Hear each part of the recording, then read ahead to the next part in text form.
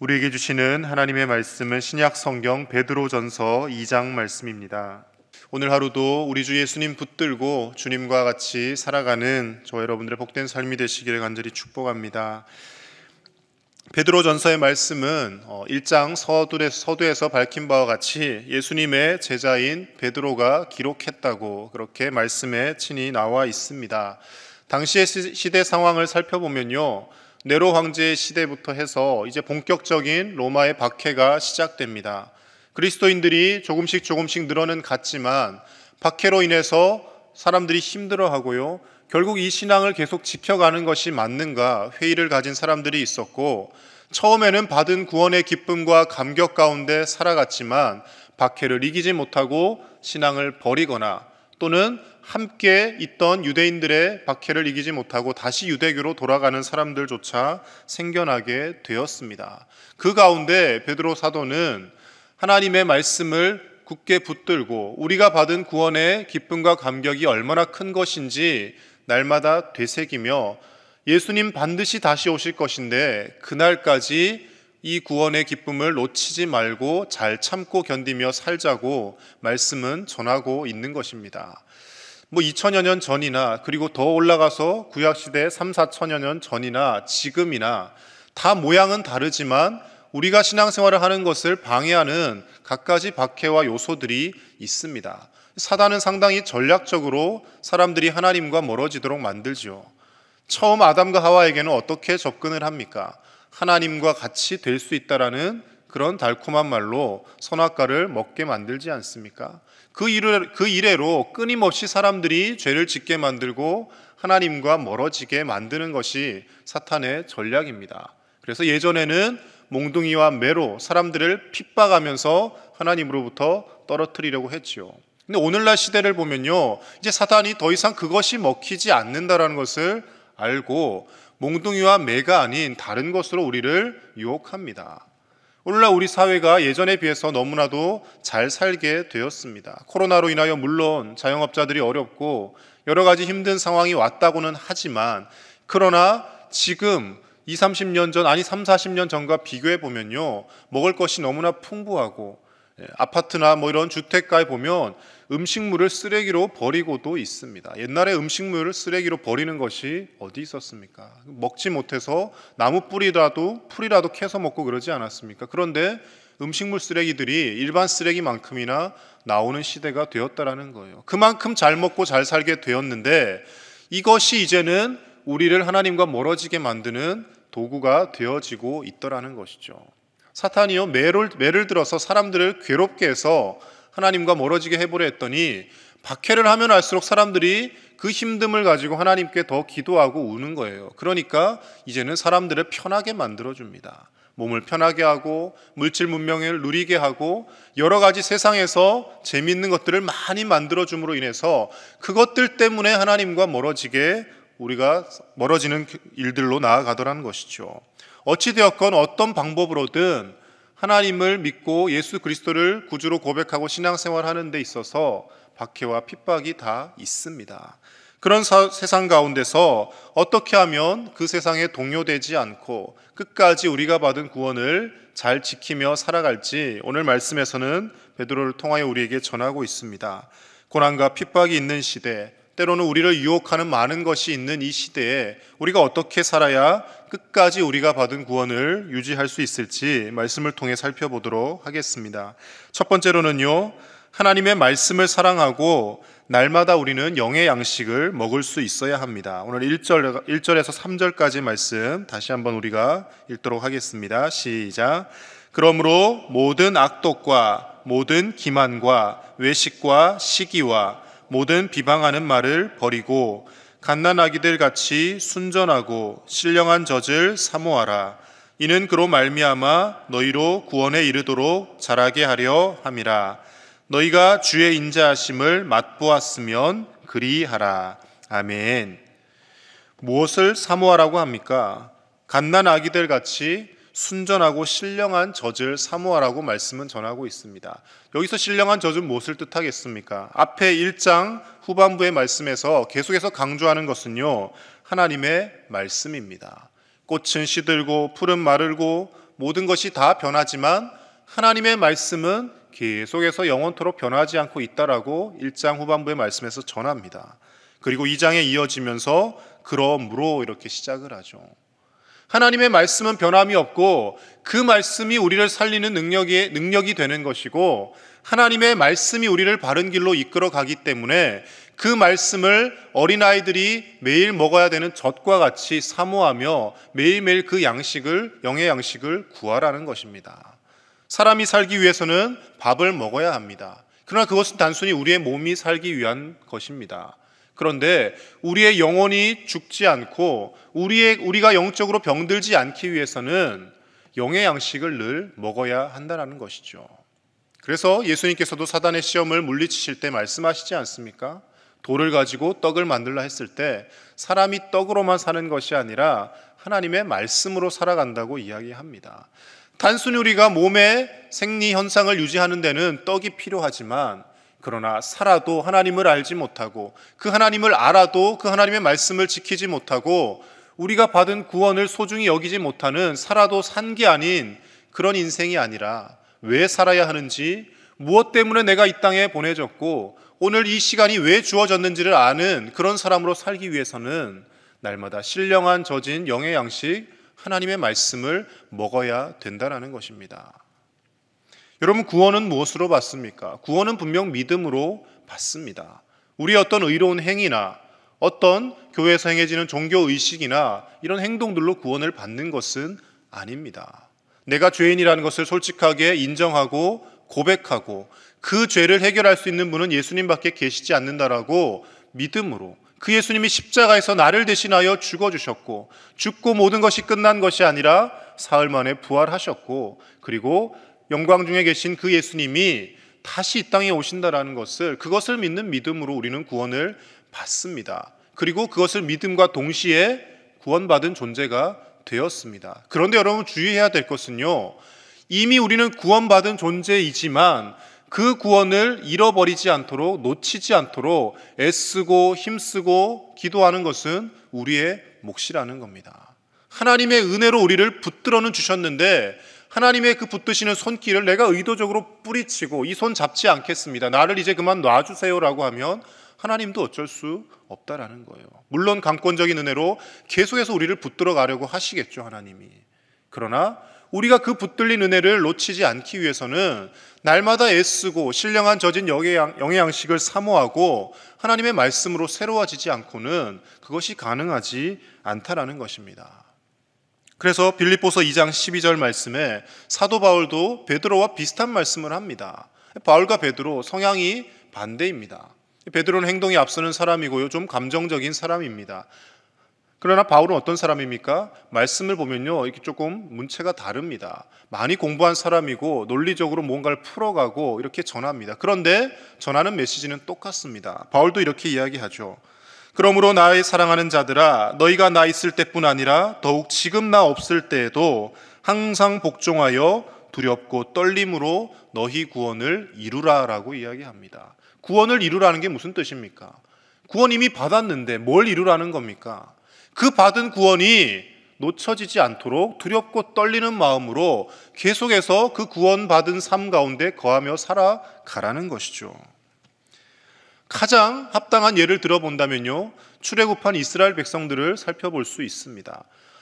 애굽에서 노예살이를 하며 하나님이 예비하신 가나안 땅으로 가는 그 과정, 이미 애굽에서 나온 순간부터 그 이스라엘 백성들은 하나님의 거룩한 백성으로 구원받은 존재가 되었습니다. 그런데 광야길 40년을 걷는 동안 그들이 다 약속의 땅 가나안에 들어갔느냐? 끝까지 하나님의 은혜를 누리며 하나님께서 축복하시는 인생을 살았느냐? 그렇지는 않습니다. 광야에서 불순종하다가 이미 은혜를 맛보았는데, 오늘 말씀에서와 같이 3절 말씀과 같이 주의 인자하심을 이미 맛보았음에도 불구하고 그 하나님의 은혜 가운데 살지 못함으로 인하여 그들이 출애굽한 백성에서 비참한 죽음을 당하는 사람들로 전락한 그런 부류들이 많이 있었다라는 것이죠. 광야에서 금송아지를 만들지를 않나, 원망하다가 불뱀에 물려 죽지를 않나, 음행을 하다가 전염병이 돌아서 수많은 사람들이 죽기도 합니다. 하나님이 세우신 지도자에게 반역을 일으켰다가 땅이 입을 벌려서 삼키는 일들도 생겨납니다. 분명히 하나님의 은혜로 애굽에서 건져내셨고 하나님이 구원하신 하나님의 백성입니다. 그런데 광야에서 비참한 죽음을 맞고 하나님으로부터 버림받은 백성들이 생겨나더라는 것이죠. 끝까지 그 하나님의 은혜를 가지고 가지 못했다라는 것을 증거하고 있습니다. 사랑하는 우리 제1의 가족 여러분, 오늘날 우리도 신앙생활을 함에 있어서 여러 가지 어려움과 제약들이 있습니다. 코로나라는 이 어려움으로 인하여서 우리가 하나님 앞에 예배하는 것을 방해받습니다. 그럼에도 불구하고 우리는 어떤 방법을 찾아서든지 하나님을 예배할 수 있어야 합니다. 집이 너무나 부유하여서 이 부유한 것을 어찌 주체할 수가 없어서 하나님 앞에 매달리고 기도하는 것이 점점 줄어드는 경우들이 생겨납니다. 먹을 것이 없고 힘든 시절에는 하나님 제발 먹을 것을 달라고, 일용할 양식을 달라고 눈물 흘리며 구했는데 더 이상 우리가 일용할 양식을 위해서는 구하지 않습니다. 그것 대신 이제 어떤 것을 구합니까? 더 쌓아놓을 재물을 위하여서, 더 좋은 것, 더 큰 집을 위해서, 더 좋은 명품을 위해서 우리가 그런 것들 구하며 살지 않습니까? 자녀들이 건강하게 믿음 안에서 잘 자라가는 것만으로는 이제 성에 차지 않습니다. 남의 집 손주들은 다 서울대를 들어가는데 왜 우리 집 손주들은 대학을 못 가고 있습니까? 너무하신 것 아닙니까, 하나님? 제가 하나님을 위해 얼마나 열심히 일하며 살았는데 왜 우리 손주들을 이렇게 축복하시지 않습니까? 라며 하나님 앞에 원망을 하기도 합니다. 그게 중요한 게 아닙니다. 어차피 우리는 이 땅에서 길어봐야 100년, 더 길어도 120년이면 모든 것을 다 내려놓고 하나님 나라로 가야 되는 존재들입니다. 삶의 모습이 어떠하든지 간에 우리가 받은 이 구원을 놓치지 않고 끝까지 하나님 안에서 살아가는 것이 중요한 것이고, 우리의 자녀들에게, 손주들에게도 다른 큰 재산을 물려주는 것이 중요한 것이 아니라 내가 믿은 그 예수님, 내가 받은 그 구원, 그것을 우리의 자녀 손들도 똑같이 누리며 하나님의 놀라우심을 맛보며 살도록 하는데 우리의 인생의 목적이 있는 것입니다. 사랑하는 우리 제1의 가족 여러분, 오늘도 우리가 하나님의 말씀을 사모하며 주님께로부터 받은 구원의 삶에서 떨어지지 않도록 눈물로 기도하며 애쓰며 하나님께로 더 가까이 나아가는 저와 여러분들의 삶이 되실 수 있기를 간절히 축복합니다. 이것을 놓쳐버리면요, 아무리 많은 것을 누리며 행복하게 평안하게 사는 것 같지만 모든 것을 다 잃어버리는 것입니다. 그래서 예수님 말씀하시지 않습니까? 사람이 제 목숨을 잃어버리면 천하를 얻은들 그것이 무슨 소용이 있겠느냐라고 말씀하십니다. 두 번째로요, 우리의 이 구원의 삶을 놓치지 않기 위해서 우리는 우리가 얼마나 큰 사랑을 받고 사는 존재인지 날마다 되새겨야 합니다. 오늘 4절과 5절 말씀 제가 읽도록 하겠습니다. 사람에게는 버림바가 되었으나 하나님께는 택하심을 입은 보배로운 산돌이신 예수께 나아가 너희도 산돌같이 신령한 집으로 세워지고 예수 그리스도로 말미암아 하나님이 기쁘게 받으실 신령한 제사를 드릴 거룩한 제사장이 될지니라. 아멘. 우리에게 뭐라고 말씀하시냐면요, 거룩한 제사장이 되라고 말씀하십니다. 근데 구약의 사고에서는 전혀 상상할 수 없는 일입니다. 제사장은 레위 지파 가운데 하나님이 구별하여 세운 사람만 제사장이 될 수 있습니다. 그런데 우리에게 거룩한 제사장이 되래요. 그리고 거기서 더 나아가서 이렇게까지 말씀합니다. 우리 9절과 10절 말씀은 같이 읽겠습니다. 시작. 그러나 너희는 택하신 족속이요 왕같은 제사장들이요 거룩한 나라요 그의 소유가 된 백성이니 이는 너희를 어두운 데서 불러내어 그의 기이한 빛에 들어가게 하신 이의 아름다운 덕을 선포하게 하려 하심이라. 너희가 전에는 백성이 아니더니 이제는 하나님의 백성이요 전에는 긍휼을 얻지 못하였더니 이제는 긍휼을 얻은 자니라. 아멘. 단순히 거룩한 제사장이 되는 정도가 아니라요, 하나님의 택하신 족속이고 왕같은 제사장들이라고까지 표현을 하고 있습니다. 레위 지파가 아닌 우리가 어떻게 제사장이 될 수 있습니까? 예수 그리스도 때문에 가능해졌다라는 겁니다. 구약의 제사와 율법으로 하나님 앞에 나아갈 때는요, 제사장들이 성도들이 가져온 제물을 가지고 그 제물은 물론 자기가 직접 잡습니다. 직접 피를 흘리고 죄의 심각성을 깨닫게 합니다. 그 잡은 제물을 가지고 성소로 나아가고 하나님 앞에 번제를 드리고 하는 것은 제사장의 역할입니다. 한마디로 제사장을 통해서 하나님 앞에 나아갔습니다. 그리고 1년에 한 번 있는 대속죄일 그날에는 대제사장들 중에서도 대제사장만 하나님의 거룩하게 구별된 지성소로 나아갈 수 있었습니다. 한마디로 하나님 앞에 나아가는 것이 제약이 컸다라는 거예요. 함부로 나아갈 수 없었다라는 겁니다. 함부로 하나님 앞에서 경거망동했다가는 그 즉시로 죽임을 당하는 것이 구약의 제사이고 예배였습니다. 그런데 예수님이 이 땅에 오심으로 인하여서 예수님이 친히 완벽한 흠없는 제물이 되어주셔서 십자가에서 우리의 모든 죄의 문제를 해결하셨기 때문에 그 성소가 지성소가 휘장이 찢어지고 우리가 하나님 앞에 예수님의 이름으로 한 사람 한 사람이 모두가 나아가는 제사장의 은혜를 누리며 살고 있다라는 겁니다. 이것이 신학적으로 만인 제사장직입니다. 모든 사람이 다 제사장이 되어지는 시대가 되었다라는 겁니다. 오늘날 저 같은 목사들이 앞에서 설교를 합니다. 그러나 저를 통해서 여러분들이 하나님께 나아가는 게 결코 아닙니다. 제가 기도를 해드리면 하나님이 기도를 더 잘 응답해 주시고 제가 뭘 하면 더 신비한 능력이 일어나고 이것이 아닙니다. 목회자들이 성도들을 위해 기도하는 것은요, 하나님이 성도들을 축복하고 말씀으로 양육하라고 하셨기 때문에 하는 것이고요. 물론 그 목회자들을 사용하셔서 때로는 기도에 응답을 하시기도 하시죠.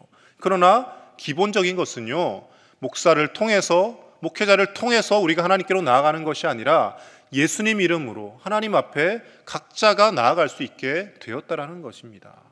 이 은혜가 얼마나 귀한 것인지 우리가 날마다 되새기며 내가 얼마나 큰 은혜를 누리며 살고 있는지를 깨달을 때 우리가 받은 구원을 놓치지 않게 된다라는 겁니다. 사춘기 청소년 시절에 지금까지 잘 살아오다가 삶을 망쳐버리는 친구들의 공통적인 특성이 있습니다. 대부분의 청소년들이 내가 사랑받지 못한다라고 생각합니다. 우리 부모님은 나에게 관심이 없고 주변의 사람들은 내가 공부를 잘하기만 원하고 나를 있는 그대로 인정해 주지 않는다라는 생각 때문에 엇길로 나아가게 되지 않습니까? 그런데 그렇게 살다가도 끊임없이 나를 사랑해 주는 누군가가 있구나, 내가 이렇게 막 살아도 나를 기다려주는 내 어머니가 있구나, 내 가족이 있구나, 심지어는 사랑하는 선생님이 있구나, 그것을 깨달았을 때 사람이 변화되고 돌아오게 됩니다. 마찬가지인 것이죠. 세상에서 힘들게 살아가다 보면, 여러 가지 어려움을 겪다 보면 이 세상에서 나 혼자 버려진 것 같고 하나님은 나를 붙들지 않으시는 것 같고 너무나 멀리 계신 것 같고 나 혼자서 어떻게 살아가나, 이런 마음으로 우리는 주님과 점점 더 멀어지는 악순환이 반복될 때가 있습니다. 그러나 그것을 다시 회복하기 위해서는요, 내가 얼마나 큰 사랑을 입고 오늘 하루도 살아가고 있는지를 되새겨야 된다는 겁니다. 오늘도 예수님의 십자가의 보혈의 은총 때문에 이 예배 자리에 나와서 하나님 앞으로 담대히 나아가는 큰 은혜를 입은 존재가 우리이고, 무엇보다도 죄 가운데서 우리를 건지셔서 영원한 하나님의 나라인 천국을 소유하게 하셨다라는 그 크신 은혜를 기억하며 살아갈 때 내가 사랑받는 존재이구나, 하나님께서 끝까지 나를 포기하지 않으시구나, 그 하나님이 나와 함께 하시구나, 내 옆에 앉아있는 분의 아버지만 되시는 것이 아니라 나의 아버지가 되시고 나의 가장 가까이에서 나를 도우시는 분이 하나님이시구나, 그것을 알게 되고 그때 우리가 다시금 하나님께로 돌아올 수 있게 되는 줄로 믿습니다. 그래서 그 사랑과 그 믿음이 우리 가운데 있다면요, 우리는 어떠한 아픔과 고난도 견뎌낼 수 있습니다. 19절 20절 말씀 우리 같이 읽겠습니다. 시작. 부당하게 고난을 받아도 하나님을 생각함으로 슬픔을 참으면 이는 아름다우나 죄가 있어 매를 맞고 참으면 무슨 칭찬이 있으리요. 그러나 선을 행함으로 고난을 받고 참으면 이는 하나님 앞에 아름다우니라. 아멘. 부당하게 고난을 받아도, 선을 행하다가 핍박을 당해도 우리가 참아낼 수 있는 것, 환난 중에도 핍박 속에서도 기뻐할 수 있는 것, 하나님이 우리를 사랑하신다는 그 믿음이 기본적으로 깔려있기 때문에 가능한 겁니다. 그리고 뒤에 이어지는 말씀에서는 예수님도 똑같은 삶을 사셨다라는 거예요. 하나님의 아들이신 예수님도 이 땅에 오셔서 핍박을 당하시고 고난을 당하시고 사람들에게 버려진 돌이 되셨는데, 그러나 그 버려진 돌이 건물을 지탱하는 모퉁이 돌이 되었다라고 말씀은 전하고 있습니다. 사랑하는 우리 제1의 가족 여러분, 오늘 하루를 살아감에 있어서 우리가 하나님의 얼마나 큰 사랑을 입고 얼마나 큰 긍휼을 입고 얼마나 큰 은혜를 입고 살아가고 있는 존재인지를 잊지 마시고 소가 되새김질을 하듯이 늘 되새기며 떠올려내시기를 바랍니다. 그러할 때 어떤 힘들고 어려운 일이 우리 가운데 있다 할지라도 우리는 모든 것을 넉넉히 이겨내며 우리가 이미 얻은 이 구원을 끝까지 놓치지 않고 잃어버리지 않고 하나님 나라를 향하여 한 걸음 한 걸음 나아가게 될 줄로 믿습니다. 그 은혜 가운데 살아가시는 저와 여러분들의 복된 삶이 되시기를 간절히 축복합니다. 함께 기도하겠습니다. 이 시간 기도하실 때 우리가 너무나도 어렵고 힘든 그런 시대를 살아가지만, 그러나 하나님께서 우리를 선택하셔서 우리가 은혜로 구원받은 존재임을 잊지 않고 기억하게 해달라고 기도했으면 좋겠습니다. 신령한 저진 하나님의 말씀을 날마다 사모하게 하시고 고난과 핍박을 이겨내는 거룩한 제사장의 삶을 살게 하여 달라고 함께 기도하시고요, 내일 있어질 주일 예배를 위해서 기도해 주시기 바랍니다. 흩어져 있는 모든 성도들이 하나님의 전을 찾고 함께 나와 하나님 앞에 감격하며 예배하는 복된 주일이 되게 해달라고 기도해 주시고, 우리 수험생과 취업준비생 우리 자녀들을 위해서, 그리고 환우들을 위해서 함께 기도하며 나아가겠습니다. 하나님 아버지 감사합니다. 오늘도 아버지 하나님 이 새벽 우리를 부르시고 하나님의 자녀로서의 귀한 은혜를 누리며 다시금 되새기게 하심을 감사를 드립니다. 세상 가운데 나 혼자 살아가는 것이 아니라, 나 홀로 버려진 삶이 아니라 하나님이 우리와 함께 하시고 우리를 붙들고 계신다는 귀한 믿음을 갖고 살게 하여 주시옵소서. 어떠한 고난과 핍박과 환난이 있다 할지라도 넉넉히 이겨내게 하시고 우리 주님이 나와 함께 하신다는 그 사실만으로도 세상이 감당할 수 없는 믿음의 삶을 살아갈 수 있는 우리가 되게 하여 주시옵소서. 하나님 아버지, 좀 가난하게 살 수 있고 좀 연약한 가운데 살 수 있지만, 그러나 우리가 구원받은 것을 잃어버리지는 말아야 될 줄로 믿습니다. 아버지 하나님, 구원받은 하나님의 백성으로 끝까지 주님 손에 붙들림 받아 살게 하시고, 아버지 하나님께 어서 근신하며 정신을 차리고 아버지 말세 때 하나님께로 더 가까이 나아가는 우리에게 삶이 될 수 있도록 주여 도와주시옵소서. 이 일을 놓고 기도하게 하여 주옵소서. 하나님 앞에 나올 때마다 아버지 하나님, 다른 것이 아니라 우리의 자녀들이, 우리의 손주들이, 우리의 후손들이 내가 만난 그 하나님을 만나도록 하기 위하여서 기도하며 나아가는 우리의 삶이 되게 하여 주시옵소서. 수험생, 취업생 우리 자녀들을 기억하시고 지혜를 더하여 주시며 앞길을 인도하여 주시고, 오늘도 고통 속에 있는 환우들을 일으켜 주시옵소서. 하나님, 내일 귀한 주일입니다. 예배를 기도하며 준비하게 하시고 하나님 앞에 나올 때마다 감사와 기쁨이 넘치는 은혜에 감격하는 예배가 될 수 있도록 하나님 우리를 사용하시고 참된 예배자로 세워 주시옵소서. 하나님 아버지, 우리를 구원하여 주시고 오늘도 하나님의 말씀으로 거룩하게 하여 주시니 감사를 드립니다. 날마다 신령한 저진 하나님의 말씀을 사모하게 하시고 이 말씀 붙들며 살아감으로 인하여서 우리가 받은 구원을 놓쳐버리지 않게 하여 주시며, 하나님 부르시는 그날까지 끝까지 하나님 나라를 향하여 한 걸음 한 걸음 나아가는 복된 삶이 되게 하여 주시옵소서. 광야에서 멸망하고 죽임을 당하였던 이스라엘 백성들의 어리석음을 우리가 답습하지 않게 하여 주시고, 어떤 고난과 시련과 환난과 핍박이 있다 할지라도 우리 주 예수님 바라보며 천국 소망을 가지고 오늘도 담대히 기쁨으로 하나님 앞에 나아가는 우리의 복된 믿음의 삶이 되게 하여 주시옵소서. 내일도 하나님 우리에게 허락하신 귀한 주일입니다. 기도하며 주일 예배를 준비하게 하시고 하나님께서 우리에게 주신 복된 주일을 감사와 기쁨으로 하나님을 찬송하며 예배하며 살게 하여 주시고, 우리가 하나님을 찬양하도록 하기 위하여 하나님을 예배하도록 지음받은 하나님의 자녀임을 잊지 않게 하시고 하나님의 이름만 높이며 나아가는 우리의 삶이 되게 하여 주시옵소서. 취업과 또 입시를 준비하는 우리 자녀 손들을 기억하여 주시고 지혜와 명철을 더하시며 하나님께서 그들의 앞길을 인도하여 주셔서 조금도 염려하지 않게 하시고 주님 앞에 모든 것을 내어 맡기며 주님과 동행하는 귀한 우리 자녀들이 되게 하여 주시옵소서. 병석에서 고통받는 환우들을 일으켜 주시고 주의 능하신 손길로 어루만지셔서 속히 회복되는 놀라운 역사가 있게 하여 주시옵소서. 혼란스럽고 여러 가지 가치관이 불분명한 이때에 우리가 중심을 잡고 믿음으로 바르게 살게 하시고, 어떤 이념적 정치적 논리에 놀아나는 것이 아니라 하나님의 말씀 가운데 좌로나 우로나 치우치지 않고 흔들리지 않고 믿음 지키며 거룩한 제사장으로 살아가는 우리 모든 제1의 가족들이 될 수 있도록 주님 축복하여 주시옵소서. 감사를 드리며 우리 주 예수님의 이름으로 기도드립니다. 아멘.